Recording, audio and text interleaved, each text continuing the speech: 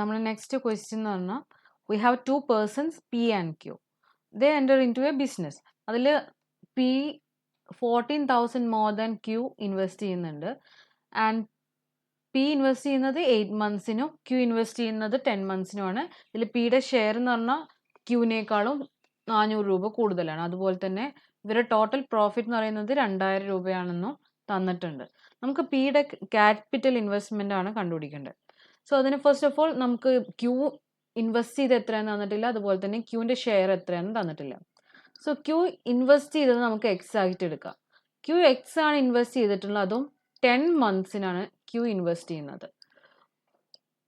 And പിയുടെ investment എന്ന് പറഞ്ഞാൽ അപ്പം 14,000 പ്ലസ് എക്സ് ആയിരിക്കും. അതും 8 monthsനാണ് പി ഇൻവെസ്റ്റ് ചെയ്യുന്നത്.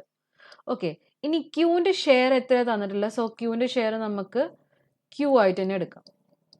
ക്യൂവിൻ്റെ ഷെയർ ക്യൂ ആണെങ്കിൽ നമുക്ക് പിയുടെ share is equal to Q plus 400 ആയിട്ട് എഴുതാം. കാരണം 400 രൂപ കൂടുതൽ ഇൻവെസ്റ്റ് ചെയ്തു എന്നാണ് പറയുന്നത്.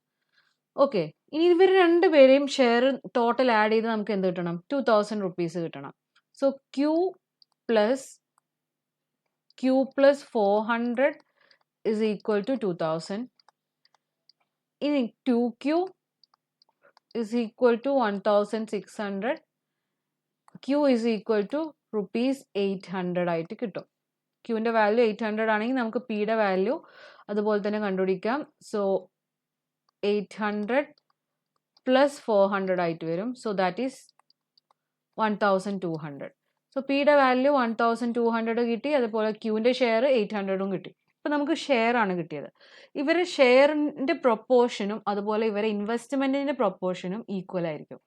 ഇൻവെസ്റ്റ്മെൻറ്റിൻ്റെ റേഷ്യോ എന്താണോ അതനുസരിച്ചിട്ടായിരിക്കും ഇവർക്ക് പ്രോഫിറ്റ് കൊടുക്കുന്നത്. അതേ ഷെയറിൻ്റെ റേഷ്യോ യൂസ് ചെയ്തിട്ടായിരിക്കും. സോ നമുക്ക് എന്ത് ചെയ്യാം? ഇവരെ ഷെയറിൻ്റെ നമുക്ക് റേഷ്യോ കണ്ടുപിടിക്കാം.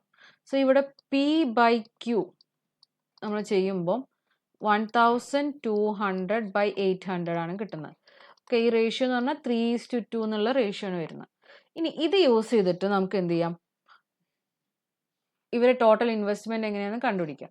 സോ അതിന് ഫസ്റ്റ് ഓഫ് ഓൾ നമ്മൾ പിയുടെ ഇൻവെസ്റ്റ്മെൻറ്റ് എടുത്തത് 14,000 പ്ലസ് എക്സ് ആണ്. അതിന് നമ്മൾ എത്ര മന്ത്സിനാണ്? 8 monthsനാണ് ഇൻവെസ്റ്റ് ചെയ്യുന്നത്. ബൈ ക്യൂവിൻ്റെ ഇൻവെസ്റ്റ്മെൻറ്റ് എക്സ് ആണ്, അതും 10 monthsനാണ് ഇൻവെസ്റ്റ് ചെയ്യുന്നത്. ഈ റേഷ്യോ ഈക്വൽ ടു 3/2 ആയിരിക്കും. ഓക്കെ, ഇനി ഇവിടെ